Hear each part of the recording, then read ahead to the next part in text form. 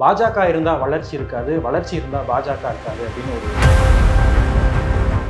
தங்களுடைய கடந்த கால வளர்ச்சியை விட ரெட்டிப்பா மாறி இருக்கும் சொல்லுங்க. ஒரு மாநிலத்தினுடைய பொருளாதாரத்தை மும்மடங்கா மாத்திருக்கோம் சொல்லுங்க.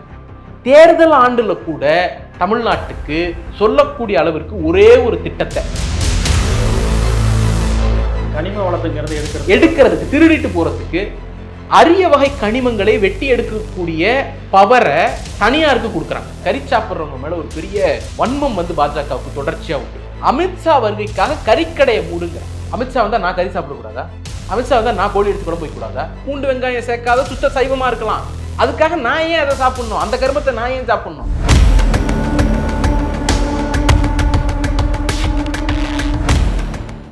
பொலிட்டிக்கலாக சில விஷயம் நம்ம பார்த்தோம் அப்படின்னா, இன்னைக்கு கன்னியாகுமரியில் முதலமைச்சர் பேசும்போது சொல்கிறாங்க, பாஜக இருந்தால் வளர்ச்சி இருக்காது, வளர்ச்சி இருந்தால் பாஜக இருக்காது அப்படின்னு ஒரு குற்றச்சாட்டை முன் வைக்கிறாங்க. எதனால இந்த குற்றச்சாட்டை வைக்கிறாங்க? ஏன் பாஜக மேலே அவ்வளோ ஒரு வெறுப்பை காட்ட வேண்டிய? ஒரு வெறுப்பும் கிடையாது.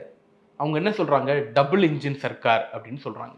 டபுள் இன்ஜின் சர்க்கார் ஆளக்கூடிய ஏதாவது ஒரு மாநிலம் டபுள் டிஜிட் குரோத்தை தொற்றுருக்கு சொல்லுங்க.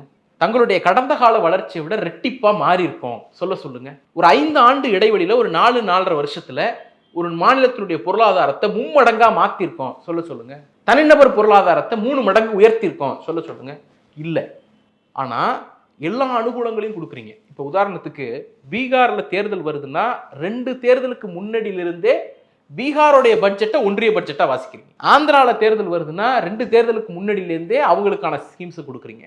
குஜராத்தில் எலெக்ஷன் வருதுன்னா 4 வருஷத்துக்கு முன்னாடியிலேருந்தே அவங்க ஸ்கீம்ஸை ஒன்றிய பட்ஜெட்டில் அறிவிக்கிறீங்க. பெரிய பெரிய பேக்கேஜ் 1 லட்சம் கோடி, 50,000 கோடி, 30,000 கோடி, 20,000 கோடி அப்படின்லாம் அனௌன்ஸ் பண்ணுறீங்க.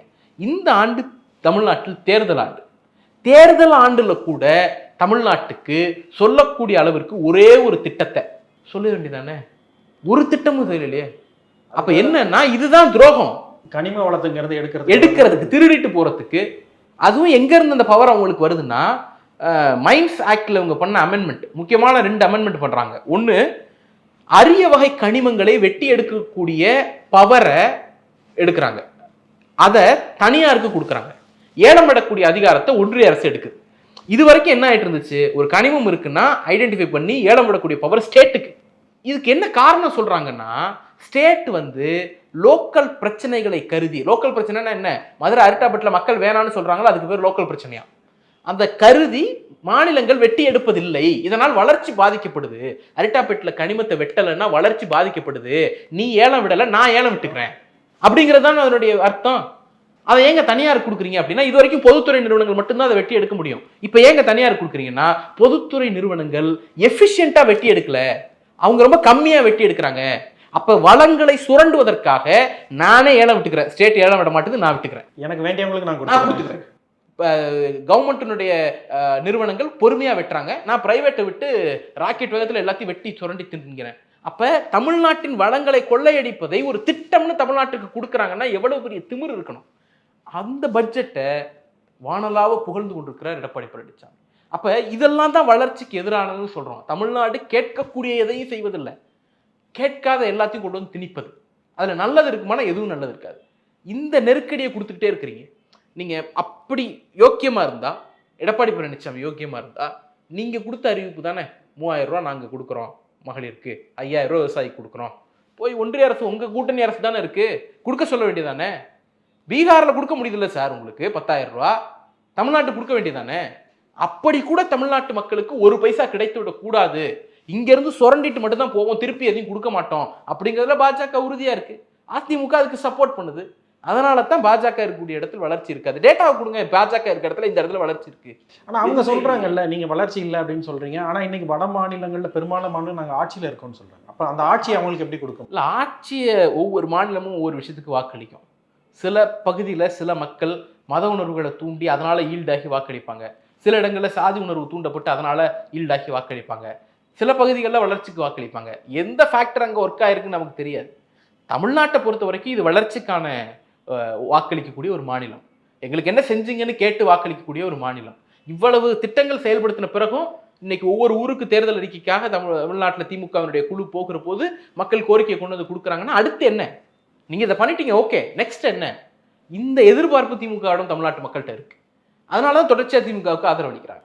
இன்னொன்று முதலமைச்சர் பேசும்போது குறிப்பிடுறாங்க, நான் என்ன சாப்பிடணும் நீ முடிவு பண்ண முடியாது, நான் என்ன சாப்பிடணும் நான் தான் முடிவு பண்ணுவேன் அப்படின்னு ஒரு ஸ்டேட்மெண்ட்டும் சொல்கிறாங்க. நீங்கள் பாஜக ஒரு ஒற்றைத்துவத்தை நோக்கிய ஒரு கட்சி. இந்த நாட்டில் எல்லோரும் ஒரே வகையான உணவை சாப்பிடணும், ஒரே வகையில் உடுத்தணும், ஒரே மாதிரியான கடவுளை கும்பிடணும், உங்களுக்கு வேற நம்பிக்கை இருக்கணும் எனக்கு வேற நம்பிக்கை இருக்கணுங்கிறத புளூரலிசத்தில் நம்பிக்கையற்ற கட்சி பாஜக. ஒரு நாடு, ஒரு மொழி, ஒரு உணவு, ஒரு மதம், ஒரு சடங்கு, ஒரு பண்பாடு, இதெல்லாம் பாஜகவினுடைய அடிப்படையான கொள்கைகள். இறைச்சி உண்பவர்கள் மீது ஒரு மிகப்பெரிய அளவில் கறி சாப்பிட்றவங்க மேலே ஒரு பெரிய வன்மம் வந்து பாஜகவுக்கு தொடர்ச்சியாக உண்டு.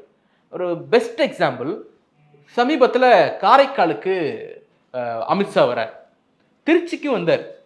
திருச்சியில் யாரும் அமித்ஷா வரும்பொழுது கறிக்கடையை மூடுன்னு உத்தரவு போடலை. ஏன்னா இது தமிழ்நாடு, திமுக ஆளக்கூடிய ஒரு மண், அதனால அந்த உத்தரவு வரல.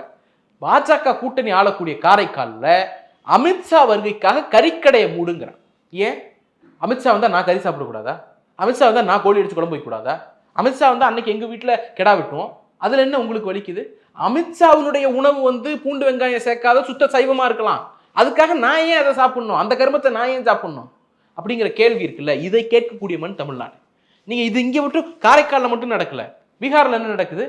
பள்ளிக்கூடம் இருக்கக்கூடிய பகுதிகளில் நீங்கள் நிதிஷ்குமாரை ஒரு முகமாக வச்சு வச்சு வச்சு நிதிஷ்குமார் தான் முதலமைச்சர் கேண்டிடேட்னு சொல்லி ஆட்சிக்கு வந்தாங்க. உள்துறை கூட அவர்கிட்ட கிடையாது, போலீஸ் இலாக்கா கூட அவர்கிட்ட கிடையாது, பிஜேபி எடுத்துக்கிச்சு. அப்போ எல்லா டெசிஷன்ஸும் பிஜேபி எடுக்குது. இந்த அறிவிப்பு துணை முதலமைச்சர் பேரில் தான் வருது. பள்ளிக்கூடம் இருக்கக்கூடிய பகுதிகளில் இறைச்சி விற்பனை கூடாது, பள்ளிக்கூடம் இருக்கக்கூடிய பகுதிகளில் போதைப் பொருள் விற்பனை கூடாதுங்கிறது நம்ம கேள்விப்பட்டிருக்கோம். அப்போ இறைச்சிங்கிறது என்ன போதைப் பொருளா? இறைச்சி தீண்டத்தகாததா? அதெல்லாம் தேச விரோதமா? நீங்கள் அயோத்தியாவில் ராமர் கோயிலை காரணம் காட்டி அந்த பகுதியில் வந்து இறைச்சிக்கு முழுமையான தடை விதிச்சிருக்கீங்களா இல்லையா? அப்போ நாடு முழுக்க பாஜக எங்கெல்லாம் ஆதிக்கம் செலுத்துகிறதோ அங்கெல்லாம் உண்ணுகிற உணவில் கை வைக்கிறார்கள். ஏன்னா பண்பாட்டில் இருந்து நம்ம ஒன்றும் இல்லை, நான் ரம்ஜானுக்கு பிரியாணி கேட்டு வாங்கி சாப்பிட்ற வரைக்கும் தமிழ்நாட்டுக்குள்ளே பாஜகவோட ஒரு நுழைய முடியாது.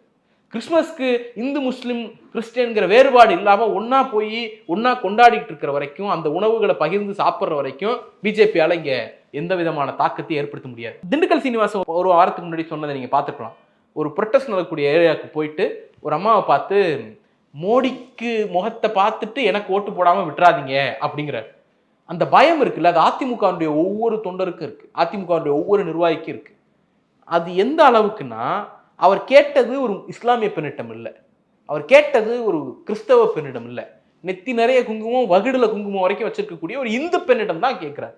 அப்போ என்ன, பிஜேபி இருந்தால் ஓட்டு போட மாட்டாங்க மைனாரிட்டிஸ்ங்கிறது தமிழ்நாட்டுக்கு வெளியில். தமிழ்நாட்டை பொறுத்த வரைக்கும் பிஜேபி இருந்தால் மெஜாரிட்டி ஹிந்துஸே ஓட்டு போட மாட்டாங்க. அந்த அடிப்படை அவங்களுக்கு புரியும். ஏன்னா அது என்னுடைய உணவு உரிமையில் தலையிடுது, என்னுடைய உடை உரிமையில தலையிடுது, என்னுடைய வழிபாட்டு உரிமையில தலையிடுது. இன்னைக்கு அயோத்தியில் வந்து நீங்கள் இறைச்சி சாப்பிடக்கூடாதுங்கிறீங்க, நாளைக்கு திருப்பரங்குன்றத்தில் திருத்தணியில் திருச்செந்தூரில் இறைச்சி சாப்பிடக்கூடாது அப்படிம்பீங்க. மதுரையில் வந்து முருகன் கோயில் இருக்கிறத காரணம் காட்டி பாண்டி கோயிலில் கிடாவட்டக்கூடாதும்பீங்க. அதையெல்லாம் கேட்டுட்டு போகிறதுக்கு தமிழ்நாடு வந்து நீங்கள் ஆளக்கூடிய மாநிலம் கிடையாது. இது உங்களுக்கு ஒருபோதும் இடம் கொடுக்காத தமிழ்நாடு.